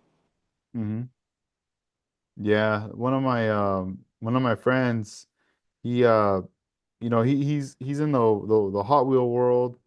He does customs and everything, but he prints, like there'll be like a new car that will drop, and then he'll buy it, he'll open it up, and then he'll start to tweak, creating a new interior, a new, having like an engine, like all these different little Hmm. components of detail, and he'll start to add those to his builds. And I'm just like, dude, like what the heck? Like nothing. He just gets on it, and he gets started like working on it. But yeah, I mean, there's a lot of stuff like that's out now, a lot of lines, a lot of different diecast brands. I need to see that Jada stuff that you're talking about. I haven't seen those. I'm just curious to check it out, like the how the lighting is and all that. Yeah, I'll have to, like I'm in the display case, I'll get one out and take some pictures and shoot it Yeah, to you. that'd be pretty cool. Cause yeah, I feel like, that's gonna be, I know for myself that that's something I want to add. I feel like I need to find the right size LEDs, the wires, everything, and the switch, getting all the Hmm. components so this way I could solder. all the parts and everything in there and do it all myself. I know they sell the kits and all that, but I kind of want to just do it myself and like start getting into that, you know. Learning ways of how to hide everything too, and Yeah. where to position like the on and off switch, where is going to be the tiny little battery pack for it. So this way I do have some easy access. So when the time comes to, open up the model and like swap out the battery, put it in. The this one build I did, it's like an Aoshima Cedric car. I did add little LEDs to the headlights, the tail lights, and two interior lights. But I didn't solder any of that. That was all pretty much done with this kit. These I bought everything separate, but it's from Mr. Hobby, Hmm. and you pretty much can connect like everything on there, and it has an on and off switch too, the battery pack and all that. And it was really easy. I mean, this was more intended for the Gundam figures, where you could like run the cables, fit the battery pack and everything. But I ended up using it for this build, and I was like, oh, this was easy, like this was fun, but I know that I'm not gonna be able to find these parts all the time, you know, for future builds. Eventually, I'm gonna have to do it on my own, like finding some other company parts and not let it be, not have to depend too much on like the Mr. Hobby stuff because it is hard to come by Hmm. on those sites. Yeah. Yeah, I need to try to figure that out. Um, Yeah. I got one of the, what is it, Aoshima, the Toyota mini truck with the camper on it. I mhm. got one of them. I definitely want, put the underglow underneath one of them. So with the camper shell, I mean, heck, you can paint because I think it's all color except for the back glass. You can just tint the back glass, put some magnets in there. That way it'll hold the camper top on it, so you can hide all the battery pack and switches in it. So I'm wanting to do it. Like the old school lowrider. The old school colors. But I definitely want to have the neon underneath it. Yeah, that'd be cool. Do you tend to ever use like magnets on your builds to like hold things together? I haven't. I know Gerald from Dentside Garage. He's used a lot on some stuff, and I haven't bought any yet, just because I don't know exactly what size and stuff to get. So I'll probably, whenever I do it, I'll probably get with him. He actually uses them on his wheels, so he'll, like whenever he builds a truck that's all slammed and stuff, and he's got like a nice chassis that he's got detailed. He will actually use the magnets on it and the bed. That way he can just lift the bed off. That way you can see all the tubing and airlines and all that stuff, uh, which is pretty cool. So if I ever get to that point, I'm gonna pick his brain on it. Man, that's cool. Well, hey Shane, we're gonna wrap up this episode. Any shout outs or anything you wanna say? Some words before we end this episode? I have no clue. Uh, Definitely appreciate you and appreciate the help, that you do for us and the hobby. You know, I think this is fun to do, and it gets people involved. And I kind of been in the slump, so it's kind of helping me.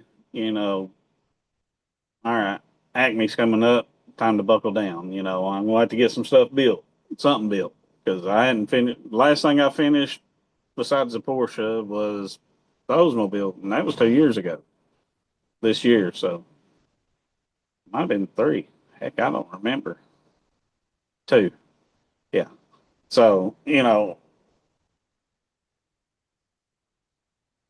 uh, just Guess that's it. Right on, man. No, dude, thank you. Thank you for for being part of this episode, taking the time because I know there's a huge, time difference, but I'm very happy that we were able to like get this episode recorded today, and also thank you everybody that tuned in, that joined us, from the beginning and later those of you that joined too and participated in the chat room as well. Yep, Um, definitely. Thanks to all of them. Yeah, no, yeah, definitely. And Can't forget all that. on Instagram, I mean, you guys need to check out Shane if you haven't. Make sure you check him out on there. It's slammed I am Yep. Oh one. oh one. There you go. And Yep. yeah, and once this episode comes out, I'll definitely also link I need to start linking the Instagram links onto the description. So this way it makes it a lot easier. You guys can just click that and be able to see some of the work Shane has done, from present going all the way back, back in time. It'd be like a nice timeline there that you guys can see. Yeah. And There's definitely more stuff on the Man Cave page on Facebook because that's where it all started. That's what I started out doing was over there. I created a page that way I wasn't cluttering up my regular Facebook with model cars that nobody didn't want to see. So I created the page, and it's grown to it's over 5,000 followers now on it, and I'm over 5,000 on Instagram right now. So, but definitely appreciate you asking me to come on here and do this. And, truly honored and had fun, and maybe now I can get motivated. Hell yeah, man. That's cool, man. I'm happy to hear that. I like the motivation part right there. That's awesome, man. Yeah, Yeah, I mean, we all go through it. We get into a little slump or we're kind of a little stuck and we're kind of like, oh, like, but yeah, it takes a little bit of time, a little, some motivation, some push, and we just got to keep moving forward with it right there. But hmm like you said, Atlanta's coming up and we gotta, hunker down and get ready, yep, start. they'll be here before we know it. Yep, yep. Yeah, because even like for myself right now with this Corvair build, I'm just like, all right, I need to get on it. I'm going live as I'm working on it, but you know, I don't want to leave no one hanging like, damn, whatever happened to that build? He never even finished it. I gotta Yeah, deliver. I gotta deliver on my part right here. yep. So everybody watching, just know that, Tuesday, 10 p.m. The plan is to have a podcast every Tuesday. I'm trying to lock that down. Like that's gonna be the date right there. Every Tuesday at 10 p.m. With different guests. And then throughout the week, I'm just gonna mix it up, just kind of spontaneous, in the late hours of the night to go live and work on the Corvair. So I'm already busting out the tools, and later this week I'll jump on to do, continue on where I left off from last time. And yeah, I just gonna we're gonna end things right here. So this was episode number 255 with Shane, aka Man Cave Models. Thank you guys for tuning in. Keep on building and have a good night, Shane. All right, you too. Thanks, everyone. All right, man. Peace.